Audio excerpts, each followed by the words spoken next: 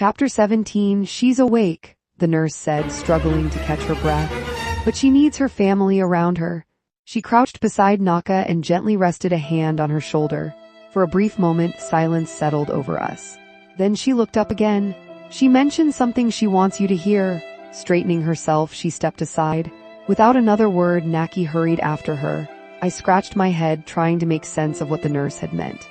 Mado followed, the anger still etched across his face. The policeman quietly stepped aside while Uncle Martin remained where he was, slowly lowering himself onto the hospital bench outside with his arms folded. Namu, come with me? Naka caught my hand, and together we followed the nurse into the ward. I glanced behind us. Naki's husband followed a few steps later. Inside the room, Mother lay motionless upon the bed. Her eyes were open, but an oxygen tube still covered her mouth.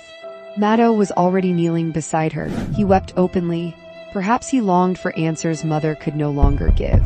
"Why didn't you tell me?" he whispered, his voice breaking between sobs. The pain on his face held the rest of us back.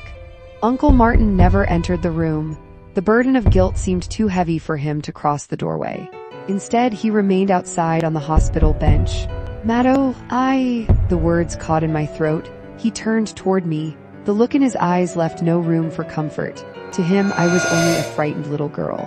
Yet despite everything we had just learned, I still believed he was my brother. Nothing could erase the years we had shared together. Naka stepped forward and gently took my hand. She guided me away from Mado before leading me outside the room. Naki and her husband remained near the doorway as the doctor and nurses quietly left Mother's bedside. From where I stood, I watched Naki speak privately with both the doctor and her husband. A few moments later, the doctor approached Naka and whispered something into her ear. She nodded silently. Not long afterward, Naka and I left the hospital together. As the taxi pulled away, I finally found the courage to ask, "What happened?" "Naki decided to stay with Mother tonight," Naka replied, her eyes fixed on the road ahead. I lowered my voice. The taxi was crowded, too many curious faces, too many listening ears. "What about Mado and Uncle Martin?" For a moment, Naka looked at me as though she wished I had never asked. She let out a long, weary sigh. "You don't need to worry about them. There are other things you should be thinking about now." She rested a gentle hand upon my shoulder before drawing me into her embrace. For the first time since Father's death, she tried to comfort me. Back then, I did not understand why.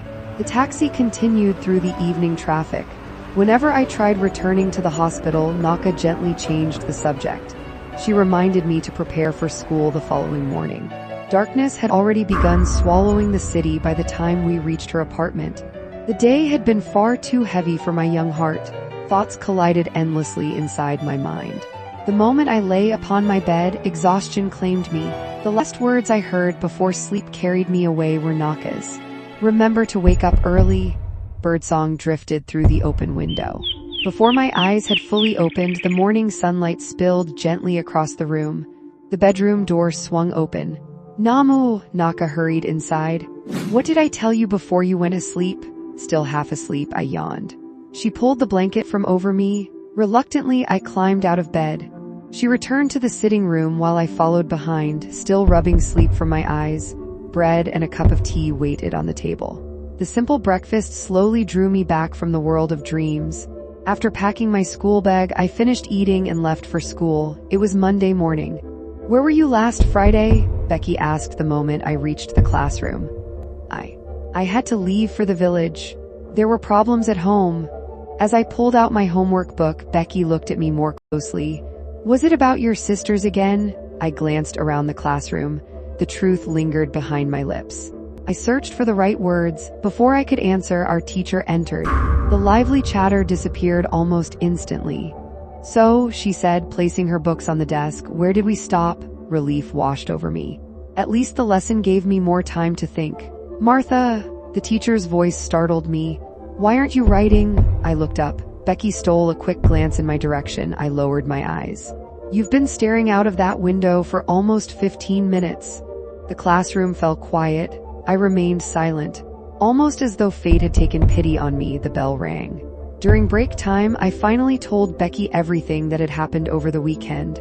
I spoke about Mother's illness, about Uncle Martin, about Mado, even about the policeman's investigation into the theft of animals. As soon as I mentioned it, Becky's expression changed. Her reply froze every thought inside my head. My mother used to complain about my father's work too. She leaned quietly against the classroom doorway. They argued many times because he often traveled to villages. He's an animal trader. He buys livestock cheaply from village farmers. The bell rang again. Before we returned to class, Becky added one final sentence. It tightened fear around my heart far more than she could ever have imagined. He's not working anymore. The police suspended him because they're investigating him in connection with a murder conspiracy. My pen stopped moving. The memory dissolved around me. I found myself back in the dimly lit guest room. A lump formed in my throat.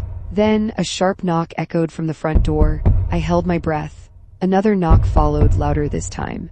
The silence inside the house suddenly felt heavier than ever before.